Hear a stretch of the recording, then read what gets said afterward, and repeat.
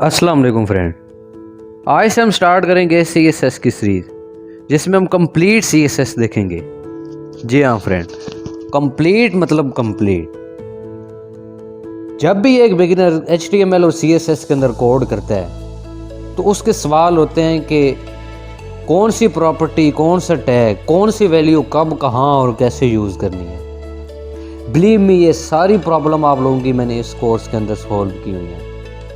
ये course YouTube का best course होने वाला है, क्योंकि मैं आपके लिए ला रहा हूँ इस कोर्स के अंदर 200 से ज़्यादा वेब प्रोजेक्ट्स। जी हाँ फ्रेंड, जो कि आपकी लाइफ वो बहुत ज़्यादा आसान कर देगा। आप लोगों की डिज़ाइनिंग में, आपको कोड करने में, आप लोगों को रियल लाइफ प्रोजेक्ट्स के अंदर ये बहुत ज़्यादा हेल्पफुल होने वाले हैं। इसलिए इस पूरे कोर्स को गाइस बिल्कुल भी मिस मत करना। अगर आप लोग ऑलरेडी CSS के अंदर कोड कर रहे हैं तो ये कोर्स फिर भी आप लोगों के लिए, क्योंकि आप लोगों को बहुत कुछ न्यू सीखने को मिल रहा है। और काफ़ी जो बिगिनर होते हैं वो क्या करते हैं, आफ्टर HTML के बाद वो बूटस्ट्रैप के ऊपर जंप कर कहते हैं, जो कि बहुत ही गलत बात है। बूटस्ट्रैप एक फ्रेमवर्क है, अगर आप लोगों को नहीं पता। उसमें क्या होता है कि ऑलरेडी कोड लिखा होता है, जो कि आप लोग कॉपी पेस्ट करके यहाँ अपनी वेबसाइट के अंदर यूज़ कर लेते हो। जब भी आप लोग एक कस्टम डिज़ाइन बनाते हो तो उसमें आप लोगों को जो बूटस्ट्रैप है वो बिल्कुल भी हेल्पफुल नहीं करेगा। मैं मानता हूँ वो रिस्पॉन्सिव बनाने के लिए यूज़ किया जाता है, लेकिन कस्टम डिज़ाइन के लिए बिल्कुल भी बूटस्ट्रैप आप लोगों को काम नहीं देगा। इसलिए CSS आपको आना बहुत ज़रूरी है। अगर आप लोग किसी कंपनी में जॉब कर रहे हो या आप किसी कस्टम डिज़ाइन के ऊपर काम कर रहे हो, या क्लाइंट आपको कोई प्रोजेक्ट देता है, एक डिज़ाइन देता है कि मुझे ये डिज़ाइन बना दो, हो सकता है वो बूटस्ट्रैप से ना बन सकता। बूटस्ट्रैप भी तो CSS की वजह से बना है ना, CSS से मिलके बूटस्ट्रैप बना है।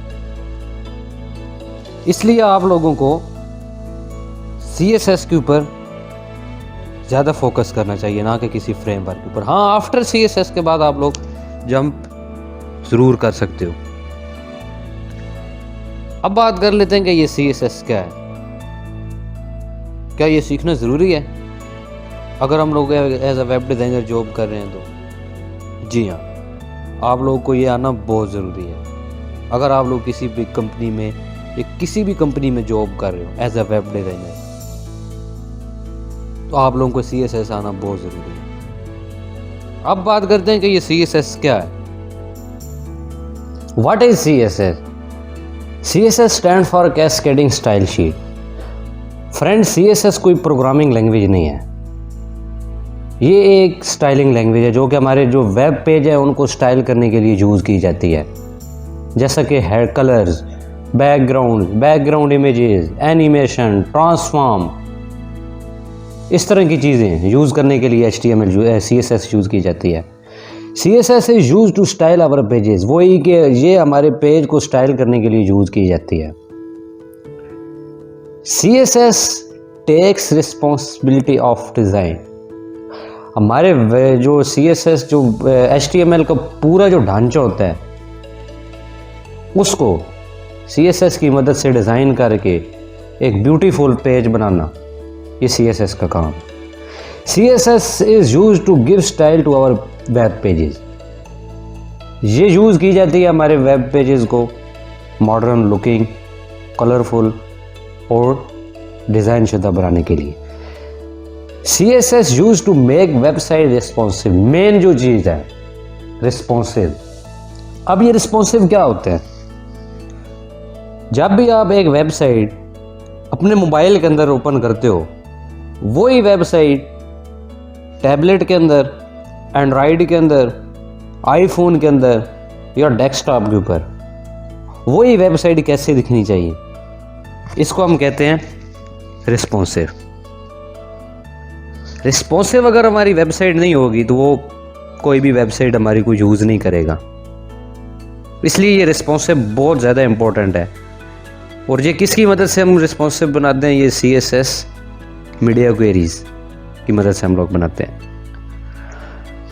Using the HTML, the web page gets the shapes and using the CSS, the web page gets a new attractive look. वही कि हमारे ये पेज को एक ऐसा लुक दे देता है कि जो यूज़र एक्सपीरियंस होता है वो बहुत अच्छा बन जाता है। विदाउट HTML हम CSS को यूज़ नहीं कर सकते, ये याद रखना हमेशा मेरी बात। हाँ, विदाउट CSS आप लोग एक पेज तो बना सकते हो HTML की मदद से, लेकिन वो उसको डिज़ाइन नहीं कर सकते विदाउट CSS। इसलिए अगर आप लोग CSS के ऊपर आ रहे हो तो आप लोगों को HTML आना ज़रूरी है, क्योंकि अगर मार्कअप ही नहीं होगा तो आप लोग कैसे उसके ऊपर डिज़ाइन कर सकोगे। खुद सोचो, जैसे आप लोगों की एक बॉडी है, आप लोगों की बॉडी ही नहीं होगी तो उसके ऊपर आप लोग कैसे कपड़े अच्छे अच्छे पहन के अपने आप को स्टाइल करोगे। सेम HTML यूज़ की जाती है एक स्ट्रक्चर, एक ढांचा बनाने के लिए, और उसको अट्रैक्टिव, मॉडर्न और लुक और ब्यूटीफुल बनाने के लिए हम CSS का यूज़ करते हैं। और अब बात कर लेते हैं वाई लर्न CSS। CSS क्यों यूज़ करनी चाहिए हमें। CSS को हम यूज़ करते हैं अब टैग्स को स्टाइल करने के लिए, जो पीछे मैंने आपको बताया है, हेडिंग्स को, पैराग्राफ्स को, इमेजेस को, जितना भी मार्कअप है उसको स्टाइल करने के लिए हम CSS यूज़ करते हैं। रिस्पॉन्सिव की हमने बात की है, रिस्पॉन्सिव बनाने के लिए यूज़ करते हैं। CSS अपनी वेबसाइट के अंदर एनिमेशन लगाने के लिए यूज़ करते हैं। 2D 3D जो टेम्पलेट्स हैं वो बनाने के लिए यूज़ की जाती है। वेबसाइट डेवलपमेंट प्रोसेस हमारा बहुत ज़्यादा फास्ट हो जाता है यूजिंग CSS। इसका क्या मतलब है, कैसे फास्ट हो जाता है, ये देखो। मान लो आपकी वेबसाइट के अंदर 10 पेज हैं और 10 पेज के ऊपर जो फुटर है और हेडर है वो सेम है। आप लोग बिल्कुल नहीं चाहोगे कि आप हर 10 फाइल का लैदा कोड लिखो, इसलिए आप लोग क्या करोगे, CSS की एक फाइल बना लोगे, उसके अंदर आप लोग सारा कोड लिखोगे, जो हेडर है, जो CSS है, जो कोड रिपीट और होगा वो कोड आप एक ही फाइल के अंदर लिख लोगे CSS को। उस CSS की फाइल को आप लोग उन 10 HTML के जो पेज होंगे उनके साथ लिंक कर दोगे। वो एक कोड सारी जो फाइल्स होंगी उनके साथ अप्लाई हो जाएगा। मान लो बाद में आप लोग उस हेडर्स का कलर चेंज करना चाहते हो, आप सिर्फ एक फाइल में चेंज करोगे, वो 10 फाइल्स के अंदर चेंज हो जाएगा। हम लोग CSS के अंदर देखेंगे flexbox, grid, animation, transform, media query, CSS units और भी बहुत कुछ गाइस देखने वाले हैं इस कोर्स के अंदर। आप लोग बिल्कुल इस कोर्स को मिस मत करना।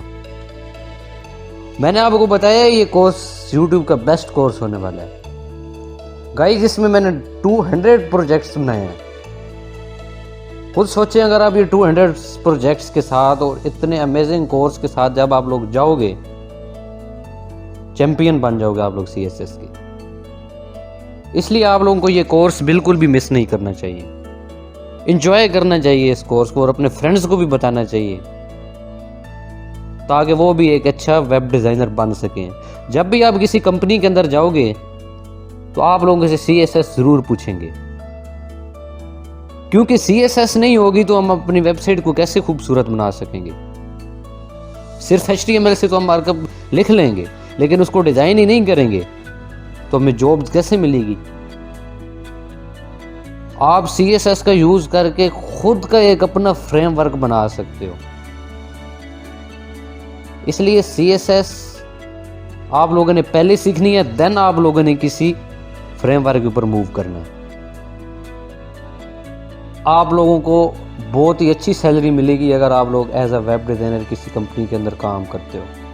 मान लो अगर किसी कंपनी में काम कर रहे हो, वहाँ बहुत ज़्यादा लोग बैठे हुए हैं, वो कहते हैं हमें कोई ऐसा बंदा चाहिए जो कस्टम CSS कर लेता हो, कोई फ्रेमवर्क वाला नहीं, कोई कुछ नहीं, सिर्फ वो बंदा चाहिए जो सिर्फ CSS के अंदर कोड कर दो।